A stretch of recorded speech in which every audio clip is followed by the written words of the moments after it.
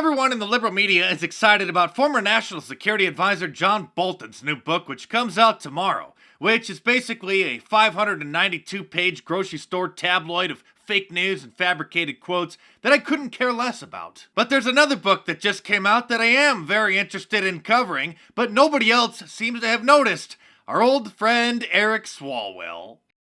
He pinned this promotional video on the top of his Twitter feed announcing the exciting news. This is the story of how the 45th President of the United States was finally held accountable. Oh, look at that. It looks like his mom must have endorsed it. How courageous public servants stood up and spoke truth to power. And his sister. Endgame. Inside the impeachment of Donald J. Trump. Well, this must be a real page turner. I'm sure it's gonna land on the top of the charts. Oh wait, what's this? Its current sales rank is at number 3,648. Couldn't even break into the top 1,000. Whose idea was it to write a book about the inside story of the impeachment? I'm pretty sure Democrats are trying to forget about that incredibly embarrassing waste of time in our nation's history that only served to energize Republicans. You may recall that Mr. Fartwell ran for president for a few months and somehow got a guest spot on Stephen Colbert where he made the big announcement. So I'm sure he's expecting a huge media blitz to promote his new book. Here he is on the Capitol News Forum YouTube channel, which has 196 subscribers, where he was able to reach 31 people. He does have his own YouTube channel, however, where he's racked up a grand total of 538 subscribers, where he's been posting videos of his virtual book tour, like this powerful interview that he scored with TMZ. But you've written a book about the impeachment of President Trump that's about to come out, Endgame, Inside the Impeachment of Donald Trump. Interesting. Tell us about the book and what readers will get from this. You know, the book is The book is the biggest waste of time since the impeachment hearings. MSNBC decided to throw him a bone and have him on to talk about his book, and he did the interview on his laptop in his kitchen. And while I'm flattered that he's copying my style, I figured that such a powerful member of Congress would have had a home office or something. Tell me about the book you've written about impeachment.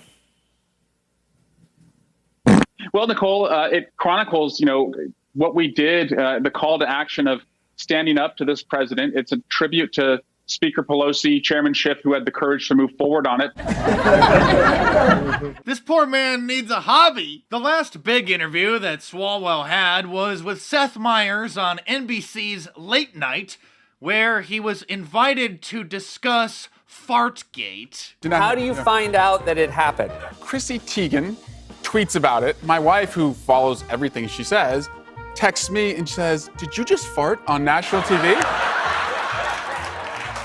So, imagine being a member of Congress and coming on a late night talk show to defend yourself against allegedly farting during an MSNBC interview. Recently, I remembered that Mr. Fartwell thought that he could be the next president, and I asked others on Twitter if they remembered his historic campaign.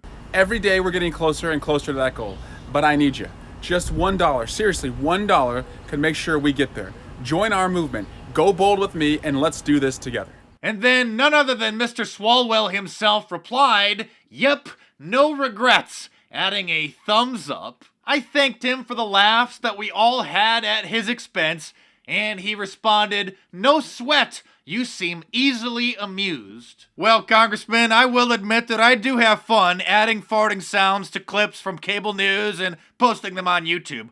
But in your case, I just had to play the original clip as it aired. The evidence is uncontradicted that the president used taxpayer dollars to ask the Ukrainians to help him cheat an election. And the complaint that I've heard from... I extended an invitation to him to be a guest on my YouTube channel, since you may have noticed I've been doing interviews lately, and I look forward to hearing from him. Come on, Eric, you remember your campaign slogan, be bold. You know what is bold? Wearing one of my shirts in public, which I wouldn't really recommend in certain situations these days. And if you're not willing to risk it, I would recommend some of the less obvious designs, like the Celebrities Know What's Best shirt, the 2 + 2 = 4 shirt, or the I Love Global Warming shirt, all of which are available in a t-shirt, long sleeve, and a hoodie, and a whole bunch of different colors as well. So head on over to markdice.com or click the link in the description below and check them out.